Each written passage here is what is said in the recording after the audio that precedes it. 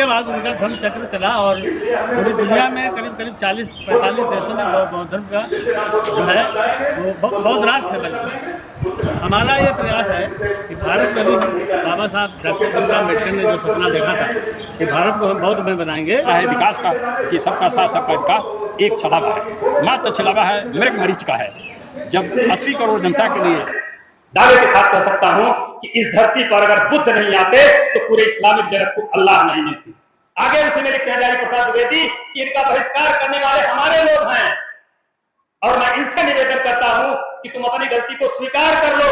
है कि देवी देवता का मतलब कि जो चर अचर प्राणी सभी तरह से आज उस प्रांगण में उपस्थित है वो भी साधुवाद कर रहे होंगे कि हम लोग। मैं आपके चैनल को अपनी तरफ से साधुवाद देता हूँ कि आप हमारे इस कार्यक्रम में आए और इस कार्यक्रम का कवरेज किया। आज का ये कार्यक्रम जो है विश्व के इतिहास में इसलिए मान है, इसलिए इसकी परंपरा है पूजा की, क्योंकि आषाढ़ पूर्णिमा के ही दिन सारनाथ में भगवान बुद्ध ने अपने 5 शिष्यों को प्रथम उपदेश दिया था। इसके बाद उनका धर्म चक्र चला और पूरी दुनिया में करीब 40-45 देशों में बौद्ध धर्म का जो है वो बौद्ध राष्ट्र है। बल्कि हमारा ये प्रयास है कि भारत में भी हम बाबा साहब डॉक्टर भीमराव अम्बेडकर ने जो सपना देखा था कि भारत को हम बौद्ध में बनाएंगे, तो हमारा प्रयास ये बिहार और ये समारोह ये उसी प्रयास की खड़ी है कि हम चाहते हैं कि ये बाबा साहब का ये जो भगवान बुद्ध का ये जो धर्म है, चूँकि वैज्ञानिक है, मानवतावादी है, इसमें जातपात नहीं है, इसमें किसी प्रकार का कोई स्त्री पुरुष का भेदभाव नहीं है, दया का, करुणा का ये धर्म है। ये इस बिहार का महत्व है। 1994 में इसकी स्थापना हुई थी। 1994 में ही बना हुआ है। मराठी कमीशन के सदस्य थे, उनके कार्यक्रमों द्वारा इसका शिलान्यास हुआ। तब से हम बराबर कार्य। सर ये जो है जैसा कि हमने देखा कि आज के इस खास कार्यक्रम में मुख्य अतिथि आए हुए थे, तो सर हम चाहेंगे कि वो कौन मुख्य अतिथि, प्लीज़ उनके भी जो है नाम बताएं। मुख्य अतिथि तो एक SP IPS हैं डॉक्टर VPS हो जी, जो खाद्य रसद विभाग में मुखिया हैं उसके, और आदरणीय सत्यनारायण जो रिटायर्ड कमिश्नर हैं, सेफ टैक्स कमिश्नर, उन्होंने सारनाथ में 1 एकड़ में विद्यालय भी बनाया है। और हमारे उस संरक्षक KP चौधरी जी हमारे महामंत्री हैं, रामलाल जी भी हमारे संगठन के पदाधिकारी हैं। इस तरह से एक टीम है जिसने ये सारा कार्य को आगे बढ़ाया। ये थे हमारे बीच में साधना बौद्ध विहार के अध्यक्ष जी, जिन्होंने ये भव्य विशाल जो है बौद्ध विहार आपके मेहनत से आज यहाँ पर खड़ा हुआ है, जो लखनऊ का माना जाता है कि ये एक विकसित बौद्ध विहार की स्थापना की है। तो इसके लिए बहुत बहुत बधाई आपको सर, बुद्धिस्ट टाइम्स TV समस्त मीडिया की तरफ से धन्यवाद। आप लोग आए और इस कार्यक्रम को कवर किया है, इसके लिए आपको साधुवाद। सर आपका अपना पूरा परिचय। मैं Ramlal, retired executive director airports authority of India से हूँ और ये प्रबुद्ध अम्बेडकर क्लब का संस्थापक सदस्य हूँ। मैं इस क्लब का संगठन मंत्री हूँ। इस प्रबुद्ध अम्बेडकर क्लब ने एक शाहजहांपुर में भी बुद्ध विहार बनाया और ये दूसरा बुद्ध विहार है, जिसका जो है आज बाबा साहब की जो भव्य मूर्ति है पुनः स्थापित हो रही है। नए आयाम के साथ बड़ी भव्य मूर्ति का आज अनावरण हुआ है, जिसका जो है बहुत दिनों से इंतजार था और ये कार्यक्रम सफल हुआ है। इसके लिए आप सभी के लिए और सारे बुद्धिजीवियों के लिए जिन्होंने सहयोग किया है, उनके लिए बहुत बहुत धन्यवाद। मैं इस मौके पर, क्योंकि बाबा साहब का जो है मूर्ति का अनावरण किया गया है, तो उनके द्वारा जो इस सोसाइटी के लिए, समाज के लिए, देश के लिए जो योगदान है उस पर थोड़ी सी चर्चा करूँगा। ये देश जो है लगभग 140 करोड़ लोगों का देश है, जिसमें लगभग 90% प्लस जो जनसंख्या है वो जो है पिछड़ा, दलित और अल्पसंख्यक किया है। दुर्भाग्य की बात है कि देश में जो बहुसंख्यक है, जो 90% व्यक्ति है, उसका देश की भागीदारी में हिस्सा नगण्य है। देश की संपत्ति, चल अचल, रोजगार, कारखाना, सारी चीज़ें जो हैं वो केवल 5% 10% लोगों के हाथ में है। बाकी जो बहुसंख्यक है, ये समाज का है, वो हम संसाधनों से वंचित है। समय की पुकार है। कोई भी देश जो है तब तक ज़्यादा बलशाली नहीं हो सकता, प्रभावशाली नहीं हो सकता, जबकि उसकी बहुसंख्यक जनता धन धान्य से जो है और संसाधनों से देश की डिसीजन मेकिंग अथॉरिटी में भाग नहीं लेता। देश को बनाने के लिए, आगे ले जाने के लिए जो योजनाएं बनती हैं, उनमें अगर बहुसंख्यक की भागीदारी नहीं है तो देश तरक्की नहीं कर सकता। हमें लगता है जो दिखाया जा रहा है विकास का, कि सबका साथ सबका विकास, एक छलावा है, मात्र छलावा है, मृग मरीच का है। जब 80 करोड़ जनता के लिए 5 किलो राशन बांटा जा रहा है और उधर कहते हैं हम सबका विकास, सबका साथ सबका विकास, तो ये अपने में ही कंट्राडिक्टरी है। एकदम स्पष्ट है कि हम सच्चा विकास नहीं कर पा रहे हैं। इसके लिए हमें क्या करना होगा? ये 90% जो समुदाय है, वर्ग है, जो संसाधनों से विहीन है, बेरोजगार है और कृषि का जो उत्पाद के मूल्य भी नहीं सही मिल रहे हैं। कई सालों से आंदोलन चल रहे हैं लेकिन सरकार ने बात नहीं मानी है। तो ये समय है कि बहुजन समाज, बहुसंख्यक समाज देश की सत्ता के सामने अपने प्रश्न जो है, अपनी समस्याएं हैं, उन्हें प्रखर रूप से रखे। इन समस्याओं को बहुजन समाज का जो है, बहुजन समाज जिस प्रकार से इन समस्याओं को देख रहा है, लेकिन वो निष्कर्ष में निर्णय नहीं ले पा रहा है, क्या कहेंगे समाज को? बहुजन समाज बिल्कुल निर्णय लेगा। ये धम्मचक्र परिवर्तन है, ये बहुजन का जागरण का रथ चल पड़ा है।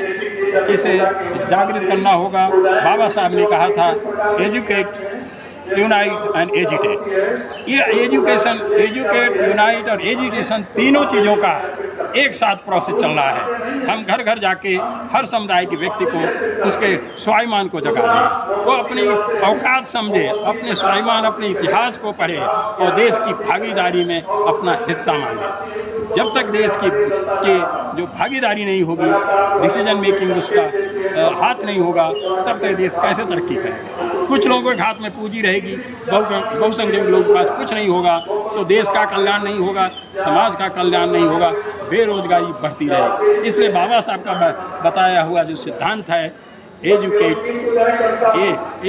यूनाइट एंड एजुटेट, ये तीन चीज़ें साथ साथ प्रोसेस बनेगी। हमारा समाज एक दिन खड़ा उठ जाएगा, उसका स्वाभिमान जागेगा, वो अपने हक की बात करेगा और सब अपने मन मानिक जो उसके लिए अच्छा काम करेगा उसकी सत्ता होगी। और सत्ता में जब भागीदारी होगी तो इनकी समस्याओं का निराकरण होगा। जो पॉलिसी बनेगी जनता के लाभ के लिए, जनता के फायदे के लिए, उनकी समस्याओं के उन्मूलन के लिए, तब कहीं विकास होगा।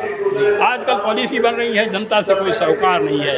10-15% देश के लोग हैं, उनके लिए योजनाएं बन रही हैं, उनके लिए लाखों हजारों करोड़, लाखों करोड़ वित्तीय सहायता और जो बैंकों से लोन वगैरह सब माफ़ किए जा रहे हैं, वो वास्तव में किसानों, मजदूरों और छोटे व्यापारी, उनके हक में जो है काम होना चाहिए। उन्हें आर्थिक, वित्तीय और ट्रेनिंग देनी चाहिए, जिससे हमारा देश का हर तबका मजबूत होगा और हमारा देश और प्रबल होगा, शक्तिशाली होगा और जो आजकल भयानक समस्याएं हैं बेरोजगारी की, उससे भी निजात मिल जाएगी। किसानों का जो सही मूल्य नहीं मिल रहा वो भी मिल जाएगा, जिसके लिए सभी को जागरूक होना पड़ेगा। जी बिल्कुल। तो ये थी हमारे बीच में विशेष रिपोर्ट जो द बुद्धिस्ट टाइम्स टीवी या समस्त जो है मीडिया की तरफ से आपको दिखाई गई।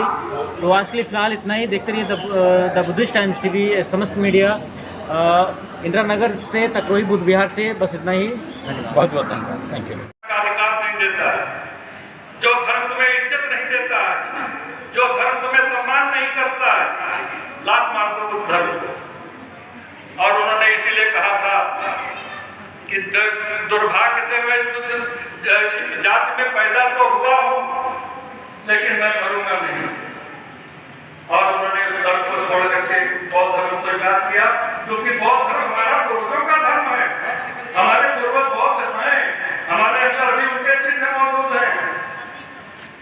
वो हम लोग बौद्धिस्ट हैं, जिन्हें बाद में कहा गया, बहुत लोग जानते हैं कि बौद्ध सबसे बहुत पहले का धर्म है। 28 बुद्ध हमारे पहले हो चुके हैं। हड़प्पा मोहनजोदड़ो में भी जो स्तूप मिला है वो हमारे बुद्ध का ही है। तो हमारे बहुत पहले से हमारे अंदर यह बुद्ध जो चला आया है। आपके बहुत सारे ट्रेवलर्स आए, बाहर के विदेशी आए हमारे यहाँ घूमने के लिए, जो आकर के यहाँ नालंदा विश्वविद्यालय में पढ़े और उनको कभी यहाँ से वहीं भी कोई रामकृष्ण या वेद या सब से नहीं मिला। उसके बाद में फिर जो है जितने भी आए सब आए अलवरुणी तक, अलवरुणी जब आया तो उसने भी कहीं भी या कहीं भी नहीं की गई है, इसी के पैरेलल लिखी गई है संविधान की। माता जी ने कहा तो बड़ी की अगर उन किताबों को आप पढ़ लें, भारत के संविधान क्या है वो आपको समझ में आ जाएगा। और उन किताबों में से एक किताब अरबी भाषा में लिखी गई है, उसके राइटर किताब की टाइटल है अरबी भाषा में अल अकबर हयातो व बताया है। ध्यान करिए, राजा के साथ होता है, इंग्लिश में ट्रांसलेट किया जाता है तो की टाइटल हो जाती है थीम है लाइफ एंड फिलॉसफी। राजा गलती को स्वीकार करता है और फरियादी को बुला, एक मुसलमान राइटर लिख रहा है, अरबी भाषा में लिख रहा है और लिख क्या रहा है, Buddha the great his life and philosophy. उसी पुस्तक में जो है हामिद अब्दुल कादिर लिखते हैं कि पैगंबर मोहम्मद साहब ने जुल्किफ्ल की इबादत की। ध्यान करिए, जो जुल्किफ्ल शब्द है ये अरबी भाषा का है। अब जब इसको आप अपनी भाषा में ले आओगे यह शब्द हो जाएगा कपिल वस्तु वाले। कहने का क्या मतलब है, पैगंबर मोहम्मद साहब ने किसकी इबादत किया, कपिल वस्तु वाले की। और ये कपिल वस्तु वाले कौन है, तथागत बुद्ध। उसी पुस्तक में हामिद अब्दुल कादिर लिखते हैं कि बुद्ध को अरहत भी कहा जाता है और अरहत को ही अरबी भाषा में अल्लाह कहते हैं। मैं बड़े दावे के साथ कह सकता हूं कि इस धरती पर अगर बुद्ध नहीं आते तो पूरे इस्लामिक जगत को अल्लाह नहीं मिलती। पूरा इस्लामिक जगत दुनिया का बुद्ध का ऋणी है।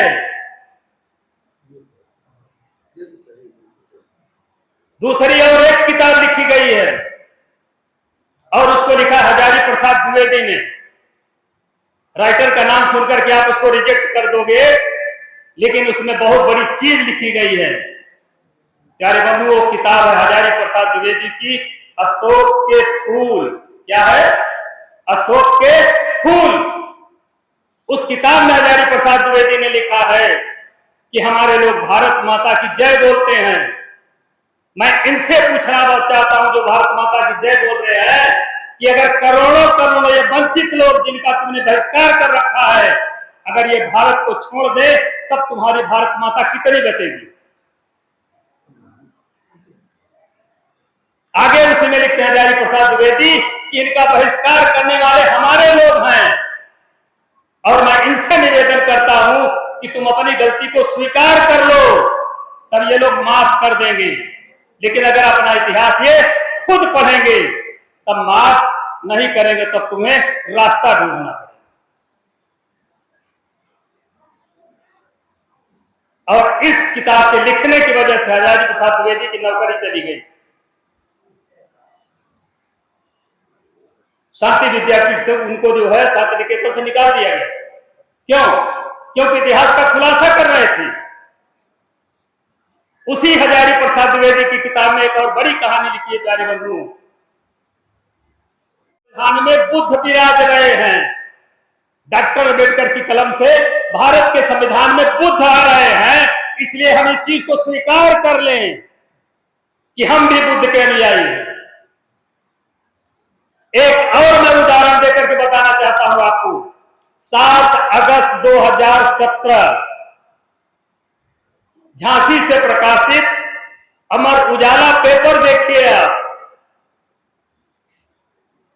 उस समय 3, 4, 5 अगस्त 2017 को म्यांमार के यंगून में को मेरा नमन बोधिसत्व बाबा साहब डॉक्टर भीमराव अम्बेडकर को मेरा नमन यहाँ पर सभी उपस्थित धम्म भिक्षुओं और उपासक उपासिकाओं को मेरा नमन। आज जैसा कि गुरु पूर्णिमा का त्यौहार है, गुरु पूर्णिमा और आषाढ़ी पूर्णिमा के दिन ही जो कि बौद्धों का प्रमुख त्यौहार है, और इस दिन अगर मैं अपने माता पिता को नमन न करूं और यहाँ आचार्य मोतीराम शास्त्री जिन्होंने इस नींव रखी उनको मैं नमन न करूं तो ये मेरे लिए बहुत ही दुर्भाग्यपूर्ण होगा। तो मैं उनके लिए अपने सत नमन करती हूँ, प्रणाम करती हूँ कि मैं इस प्रांगण में जहाँ उपस्थित हुई हूँ आचार्य मोतीराम शास्त्री जी की मैं बहुत ही ऋणी हूँ, क्योंकि उन्होंने हमें जो धर्म स्थल और एक सांस्कृतिक स्थल दिया, उसके लिए उस स्थल पर आज हम एकत्रित हुए हैं। चारों दिशाएं दिगंतर आज बहुत ही खुशी का महसूस कर रही होंगी कि निरंतर प्रगति के पथ पर बढ़ते हुए आज हमारे समाज में इस तरह के कार्यक्रम हो रहे हैं और वो हर्ष और उल्लास से उस वर्षा कर रही होंगी। जैसे कि धम्म वंदना और बुद्ध वंदना में कहा है कि देवी देवता का मतलब कि जो चर अचर प्राणी सभी तरह से आज उस प्रांगण में उपस्थित है वो भी साधुवाद कर रहे होंगे कि हम लोग निरंतर तरक्की कर रहे हैं। आज के दिन अगर हम गुरु पूर्णिमा के दिन डॉक्टर अम्बेडकर के प्रथम गुरु कृष्ण कलुष्कर को ना याद करें तो वो भी सही नहीं होता है। अगर कृष्ण कलुष्कर ही जी थे जिन्होंने उनको शिक्षा के मर्म को बताया और आगे बढ़ाया, तो आज मेरा कृष्ण कलुष्कर जी को भी मेरा सत नमन कि उनके बताए हुए मार्ग पर चलकर भीमराव अम्बेडकर जी बौद्धिसत्व के मार्ग पर आज हम सब लोग चल रहे हैं। जिस प्रकार से आज के दिन हम उन महिलाओं को जिन्होंने देश की तरक्की में मैडम भीका जी कामा और सरला जी और ईसाई मिशनरियों की बहुत से लोगों ने जिन्होंने पहले बालिका विद्यालय खोला, उसमें सावित्रीबाई फुले का अगर हम नाम नहीं लेते हैं तो ये भी एक अच्छी बात नहीं होगी। तो आज के दिन महात्मा ज्योतिबा फुले और सावित्रीबाई फुले को मेरा सत प्रणाम, सत नमन। महात्मा ज्योतिबा फुले के बारे में तो जैसे आप सभी लोग जानते हैं, उन्होंने ही स्त्री शिक्षा के लिए सबसे पहले द्वार खोले थे और उन्होंने 6-7 स्कूल एक साथ बनवाए थे। उस समय की परिस्थितियां कैसी थी आप अंदाज नहीं लगा सकते, जबकि स्त्री शिक्षा या शूद्रों की शिक्षा या अति शूद्रों की शिक्षा बिल्कुल वंचित थी। उस समय उन्होंने अपने आप को इस तौर पर पेश किया और हमारे लिए रास्ते खोल दिए। उन्हीं के रास्ते पर चलकर आज हम इस देश पर खड़े हैं। ये उनके बताए हुए मार्ग हैं जो निरंतर आज हम प्रगति के पथ पर बढ़ रहे हैं। तो आज हम सभी उन महिलाओं को जिसमें कि रमाबाई, सावित्री, अम्बेडकर और सभी का हम नाम लेना चाहेंगे जिन्होंने अपना किसी न किसी रूप में योगदान दिया है समाज को बढ़ाने के लिए। हर तरफ जबकि आज विश्व बाबाओं और पाखंडियों के उसमें चल रहा है, तो हमें अपने आचरण में सिर्फ एक ही बाबा को मानना है जो हमारे अपने बाबा है, वो है बोधिसत्व बाबा साहब डॉक्टर भीमराव अम्बेडकर, ना कि इन पाखंडियों के चक्कर में पड़ना है। हम उन महिलाओं से सभी से अपील करना चाहेंगे कि जो सूत्र धागा और जो भी उनके एक भी संस्कार है उनको ना माने। जब आप उन बंधनों से मुक्त होंगे, पहले आप उन बंधनों को तोड़िए। आप अपने हाथ में धागा बांधती हैं, बच्चे के जन्म पर कुछ कार्यक्रम करती हैं, काला धागा बांधती, उन्हें मंदिर ले जाती हैं या बलि प्रथा करती है, तो सबसे पहले आपको आगे आना होगा, आपको उन बंधनों को तोड़ना होगा। जब आप उन भय के बंधन से मुक्त होंगी तभी आप असली आजादी प्राप्त करेंगी, और असली आजादी प्राप्त करने पर ही आप अपने परिवार का, समाज का विकास कर सकती है। तो महिलाओं के साथ साथ पुरुषों की भी ये जिम्मेदारी बनती है कि अपने साथ अपने परिवार के सदस्यों को लेकर चलें और उनको बार बार इंगित करें कि ये सब जो प्रतीक है हमें बेड़ियों में बांधने के लिए सालों से बनाए गए थे और अभी तक हम उनको ढो रहे हैं। जिन्होंने शिक्षा रूपी अमृत ग्रहण कर लिया है वही आगे बढ़ पाए हैं। तो सभी को समझाना है कि शिक्षा ही साधन है जो हमें हमेशा आगे अपनी पीढ़ियों को आगे बढ़ाएगा और आगे ले जाएगा। इसी आज के इस उपलक्ष्य में, प्रोग्राम के कार्यक्रम के उपलक्ष्य में मैं सभी का नमन करती हूँ। अध्यक्ष जी, संरक्षक जी और उन्होंने इतनी मेहनत से इस कार्यक्रम को बनाया, फिर इस कार्यक्रम को सफल किया, वो सब आभार के पात्र हैं और मैं सबका धन्यवाद करती हूँ तहे दिल से। और इसी के साथ ही नमस्कार।